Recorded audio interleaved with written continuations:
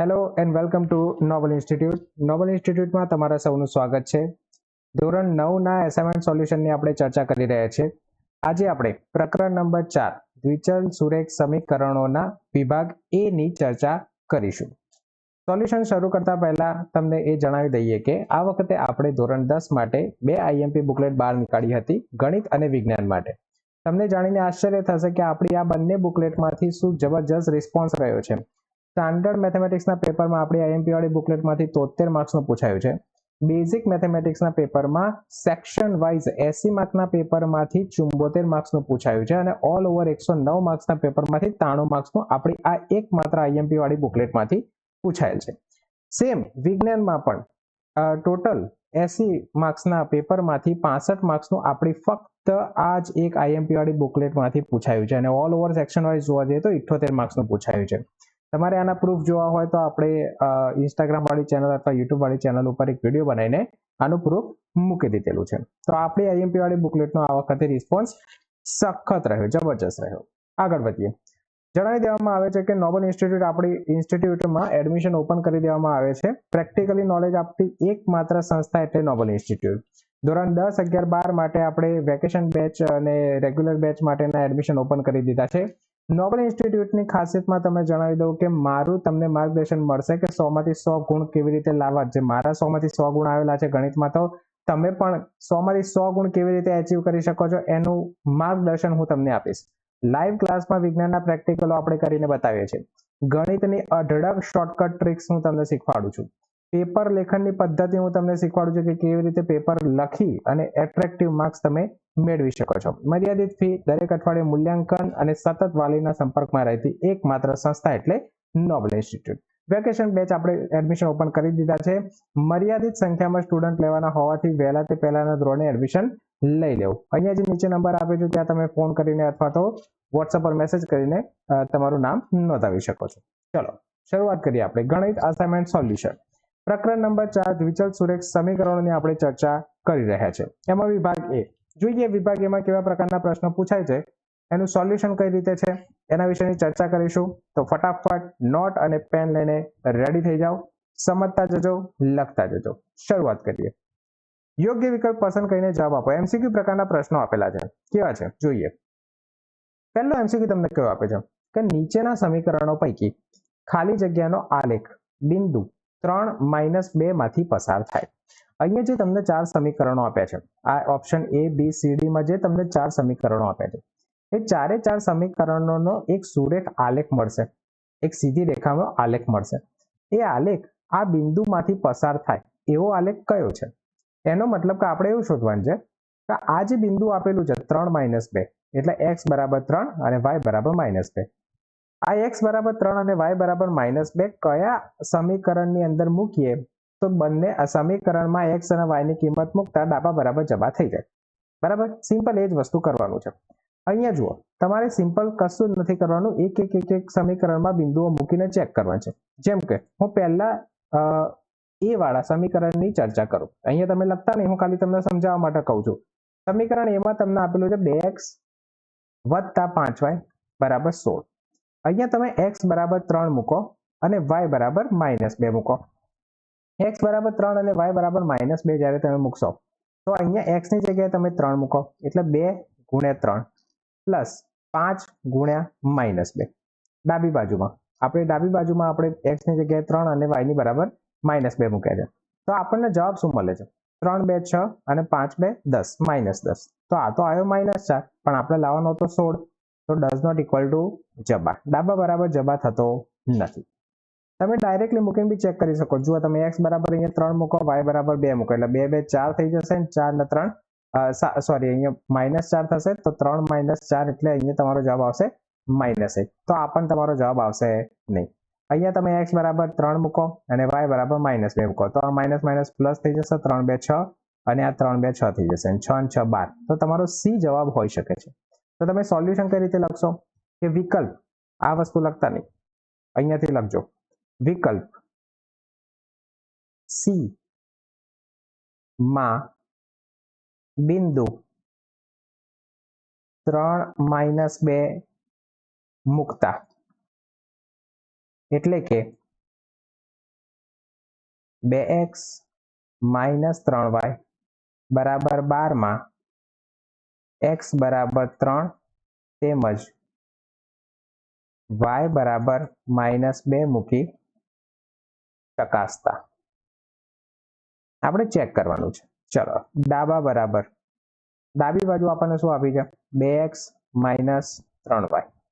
કેટલા મૂકવાના છે? x બરાબર 3 મૂકો, y બરાબર -2 મૂકો. ચલો 3 2 શું થશે? અહીંયા લખું છું ડાબા બરાબર 3 2 6 પ્લસ અહીંયા માઇનસ માઇનસ પ્લસ થઈ ગયું અને 3 2 6. તો ટોટલ આપણને મળ્યું 12 અને આપણું હતું જવાબ. ત્યાંથી બિંદુ 3 -2 માંથી કયો આલેખ? તો 2x - 3y બરાબર 12. 2x - 3y બરાબર 12 નો આલેખ પસાર થશે. સમજી ગયા વસ્તુ? એટલે જ્યારે પણ આપણને ક્યારે બી એવું પૂછાય કે આ બિંદુમાંથી આલેખ પસાર થશે તો એ બિંદુ સમીકરણમાં મૂકી દેવાનું. જો સમીકરણ સેટિસ્ફાય થાય તો એ આપણો જવાબ. જો સેટિસ્ફાય નથી થતો તો એ આપણો જવાબ છે નહીં. તો અહીંયા તમારો જવાબ શું આવશે? વિકલ્પ નંબર સી, 2x - 3y બરાબર 12. ખ્યાલ આવી ગયો? ચલો નેક્સ્ટ પ્રશ્ન તરફ જઈએ. બીજો પ્રશ્ન અહીંયા તમને શું કહે છે કે 3x - 5y બરાબર 30 નો આલેખ x અક્ષને કયા બિંદુમાં છેદે?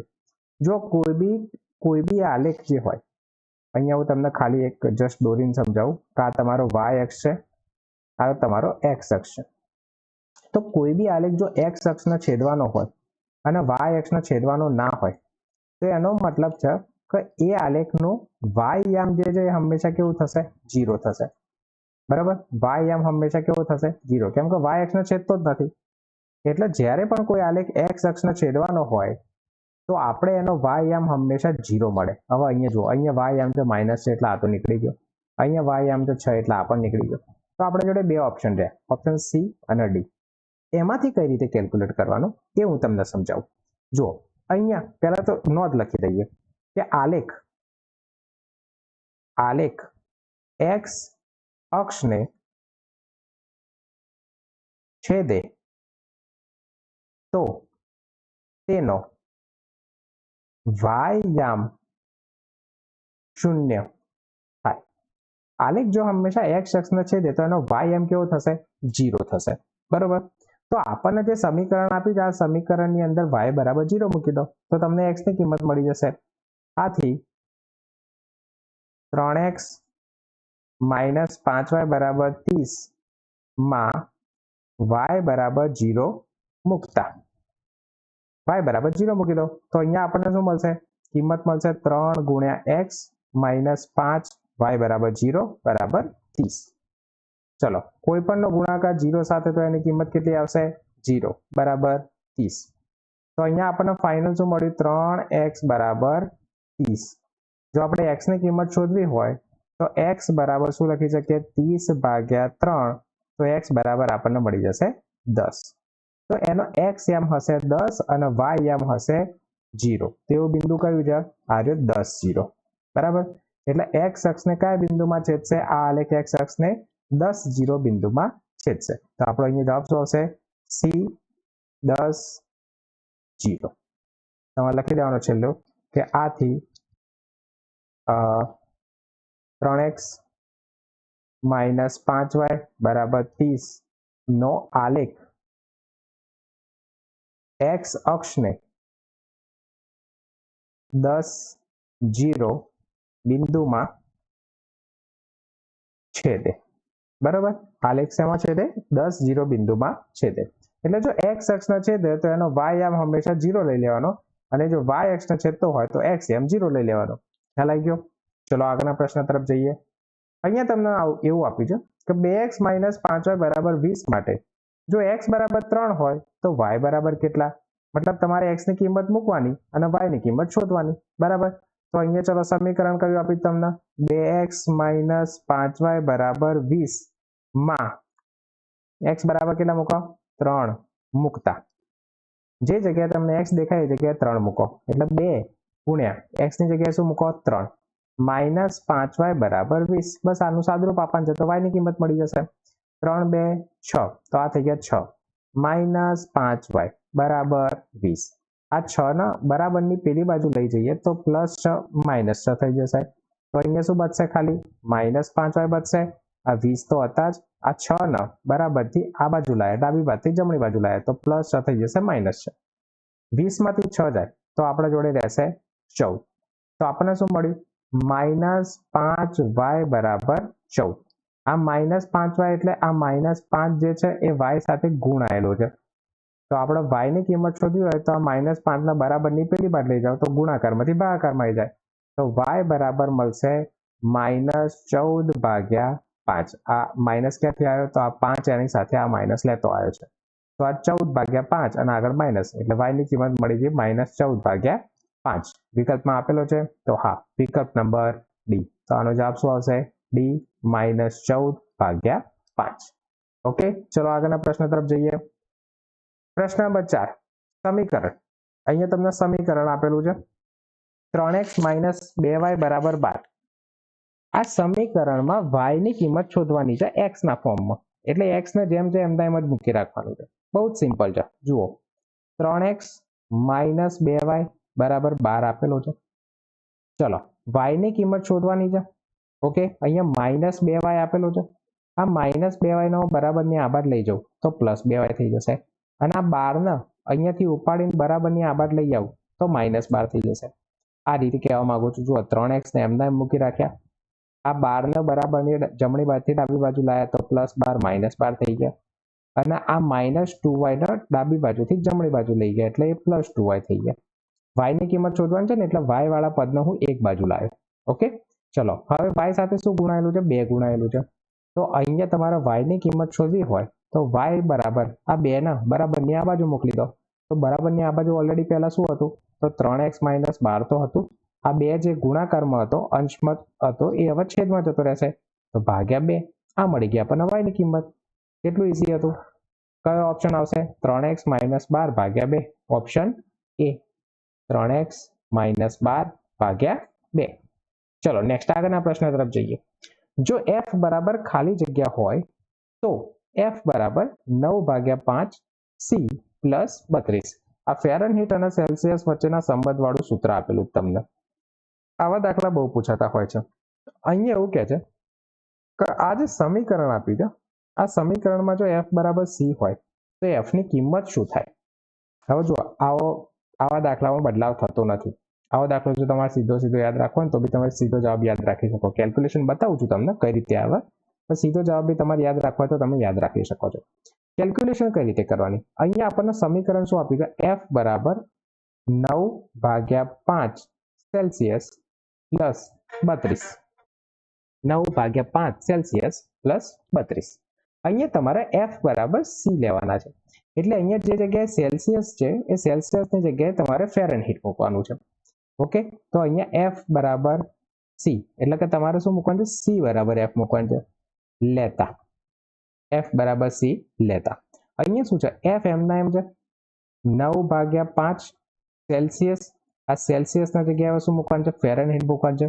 કેમ? કેમ કે આપણે f ની કિંમત શોધવાની છે.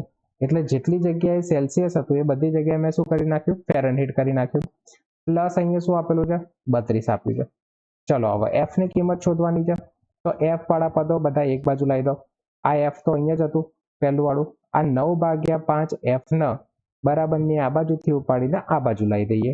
એટલે જમણી બાજુથી ડાબી બાજુ લાવીએ તો નિશાની બદલાઈ જશે. તો 9/5 f બરાબર 32 થશે. હવે આનું સાદુરૂપ આપો. જો તમને આનું સાદુરૂપ આપતા આવડતું હોય તો તમે સીધું આપી શકો છો. તમને આમનું સાદુરૂપ સીધું નથી ફાવતું તો દરેકને 5 વડે ગુણી નાખો એટલે આમાંથી છેદમાંથી 5 જતો રહેશે. હું તમને સીધું સાદુરૂપ સમજાવું છું. કેમ કે હવે તમે ધોરણ 10 માં આવશો એટલે થોડા આવા કેલ્ક્યુલેશન વાળા દાખલા ઉપર પકડ રાખજો.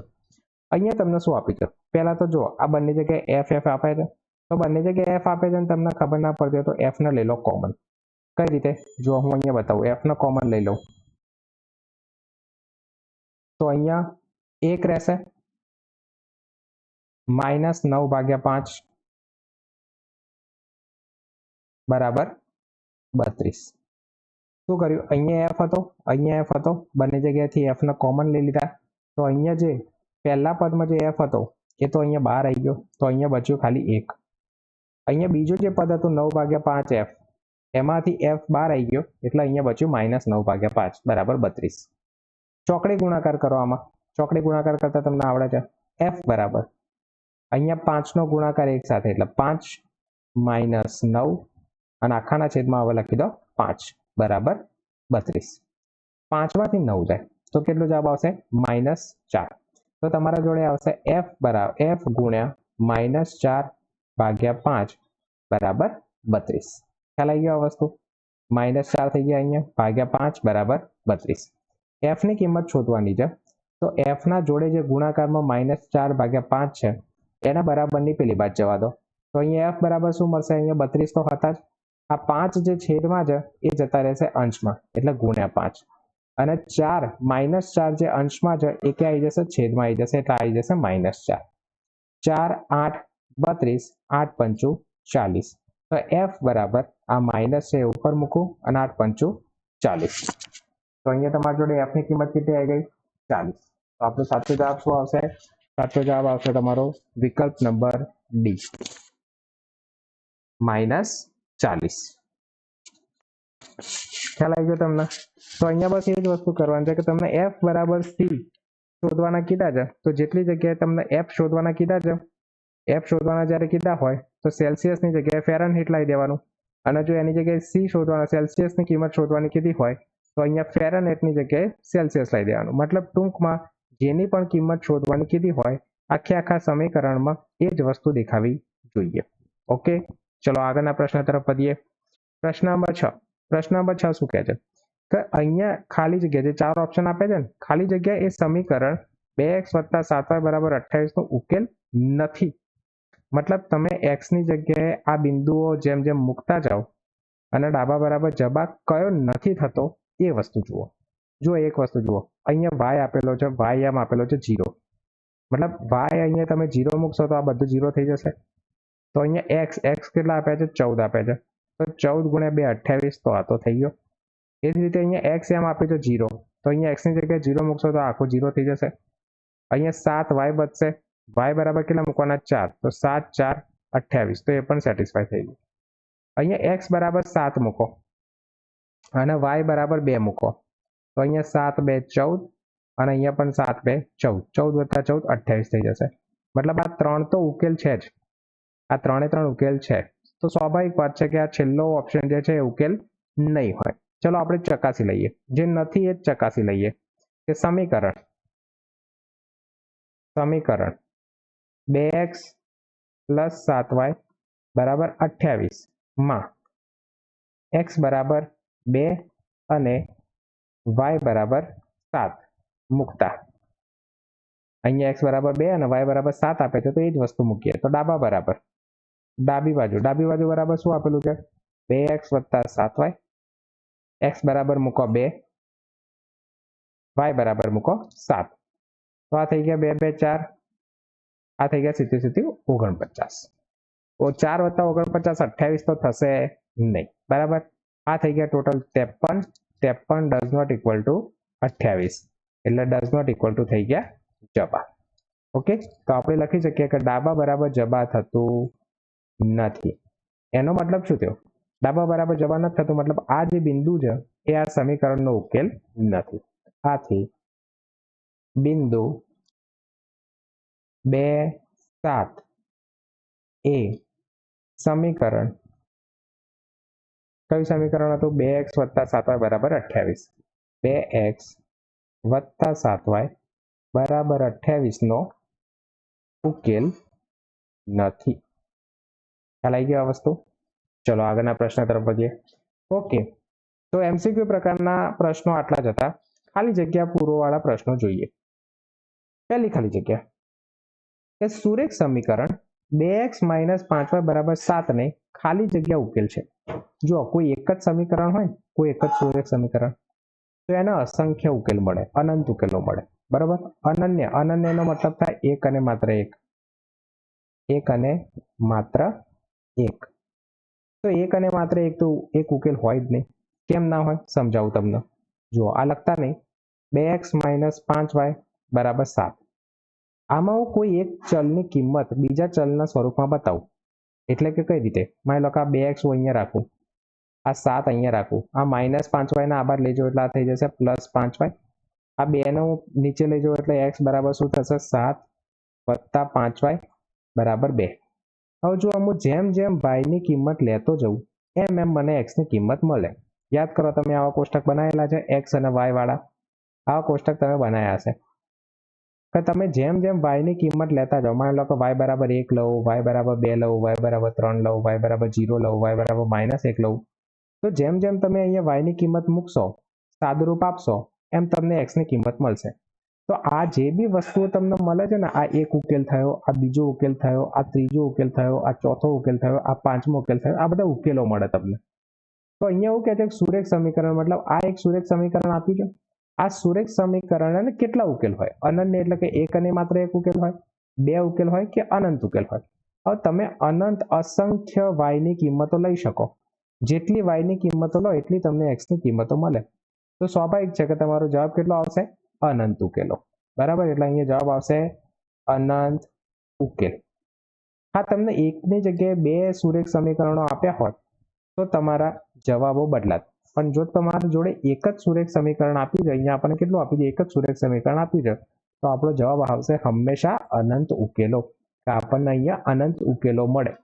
ખ્યાલ આવી ગયો? ચલો, આમાં લખવાની કોઈ જરૂર નથી, છતાં બી તમારા ક્લેરિફિકેશન માટે લખવું હોય તો તમે લખી શકો છો. બાકી જવાબ શું આવશે, અનંત ઉકેલો. ચલો નેક્સ્ટ પ્રશ્ન નંબર 2. સમીકરણ આપ્યું છે 4x - ky = 20. અહીંયા k એક અચળ સંખ્યા છે. સમીકરણ શું છે, 4x - ky = 20. એનો એક ઉકેલ છે 10 4, મતલબ x બરાબર 10 અને y બરાબર 4 એનો ઉકેલ છે. તો k ની કિંમત શોધવાની છે, શોધી નાખીએ. x બરાબર 10 મૂકી દો, y બરાબર 4 મૂકી દો, સાદુરૂપ આપો તો તમને k ની કિંમત મળી જશે. માં x બરાબર 10 અને y બરાબર 4 મૂકતા, x ની જગ્યાએ 10 મૂકો એટલે 4 × 10 માઇનસ k, y ની જગ્યાએ 4 મૂકો, 4 બરાબર 20. સાદુરૂપ આપો, 4 × 10 40 માઇનસ k × 4 એટલે 4k થયા બરાબર 20. આ -4k ના બરાબરની આ બાજુ લઈ જાઓ, 20 ના બરાબરની આ સાઈડ લાવો તો 40 20 જમણી બાજુથી ડાબી બાજુ આવશે તો -20 થઈ જશે. આ -4k ડાબી બાજુથી જમણી બાજુ જશે તો +4k થઈ જશે. ઓકે, સાદુરૂપ આપો, 40 માંથી 20 જાય તો 20 બરાબર 4k. તમારે k ની કિંમત શોધવાની છે, તો 4k બરાબર જે તમને 20 મળ્યા, તો k બરાબર 20/4, 4 5 20, તો k ની કિંમત તમને કેટલી મળી, 5 મળી. ખ્યાલ આવ્યો? x અને y ની કિંમત મૂકો, સાદુરૂપ આપો, k ની કિંમત મળી જશે. જવાબ કેટલો આવશે, 5. ઓકે, ચલો આગળના પ્રશ્ન તરફ વધીએ. પ્રશ્ન નંબર 3 શું કહે છે કે રેખા y બરાબર x પરના કોઈ પણ બિંદુનું સ્વરૂપ કેવું હોય છે. મતલબ જો કોઈ પણ તમને એવી રેખા આપી હોય, સમજાવું તમને, y અક્ષ, y બરાબર x વાળી રેખાનો આલેખ કંઈક આવો બને, કે જે ઉગમ બિંદુમાંથી પસાર થાય. અહીંયા જે પણ બિંદુઓ મળે ને અહીંયા તમને, એ બધા બિંદુઓના x અને y એમ કેવા હશે, સરખા. કેમ કે અહીંયા આપી દીધું સમીકરણ તો y બરાબર x હશે, મતલબ જે એનો x એમ હશે એ જ એનો y એમ હશે. y એમ અને x એમ બંને કેવા છે, સરખા છે. હવે વિકલ્પો ઉપર આવી જાઓ, જો આ બિંદુમાં y એમ અને x એમ સરખો છે તો હા સરખો છે, તો આ જવાબ આવે. જો અહીંયા x એમ છે 0, અહીંયા y એમ છે a, તો 0 બરાબર a તો થાય નહીં. અહીંયા x એમ છે a અને y એમ છે -a, તો આ પણ બંને સરખા નથી. અહીંયા y બરાબર x થવું જોઈએ, તો y બરાબર x ક્યારે થાય છે, અહીંયા થાય છે. તો x પણ એ છે ને y પણ એ છે, તો y બરાબર x થઈ જાય છે. તો અહીંયા બિંદુનું સ્વરૂપ કયું આવે, એ પ્રકારનું સ્વરૂપ હોય, એ પ્રકારનું સ્વરૂપ હોય. ખ્યાલ આવી ગયો આ વસ્તુ? અહીંયા કંઈ વિશેષ લખવાનું થતું નથી. ચલો આગળના પ્રશ્ન તરફ જઈએ.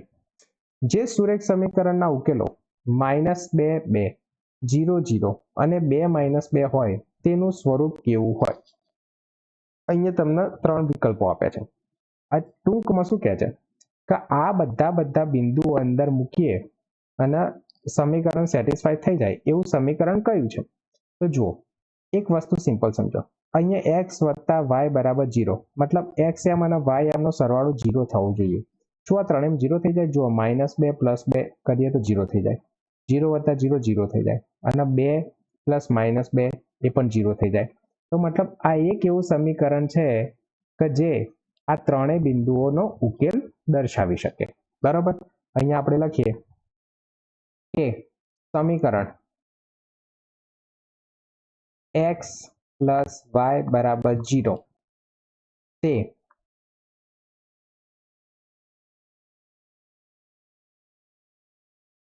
બિંદુઓ